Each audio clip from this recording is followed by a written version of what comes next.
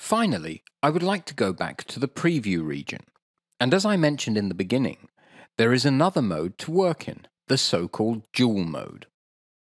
In previous tutorials, we have only worked in single mode, so that in our small recording area, we could have a larger preview image. However, we have seen throughout our tutorials that I always had the problem that the preview window changes its focal point. If I am working in the timeline and I move the cursor, then the preview window shows the frame at the same position as the timeline cursor.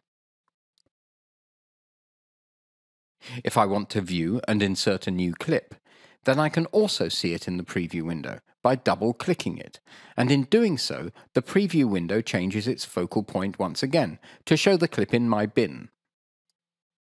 This is not always the ideal method.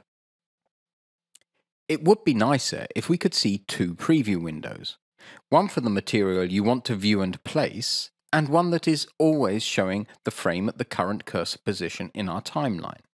And this can be done by choosing dual mode, which I will now choose by going to the menu View, Dual Mode.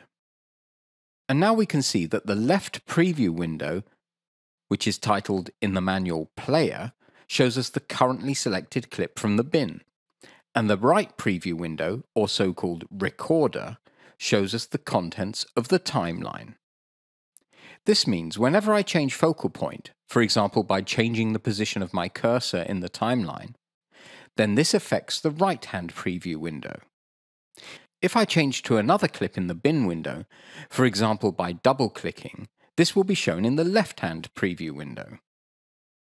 So by using this method, I can work most comfortably with using the previously learnt possibilities without the preview window constantly changing its focal point.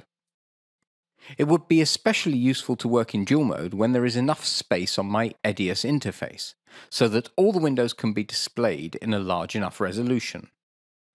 For the final export, I will switch back to single mode.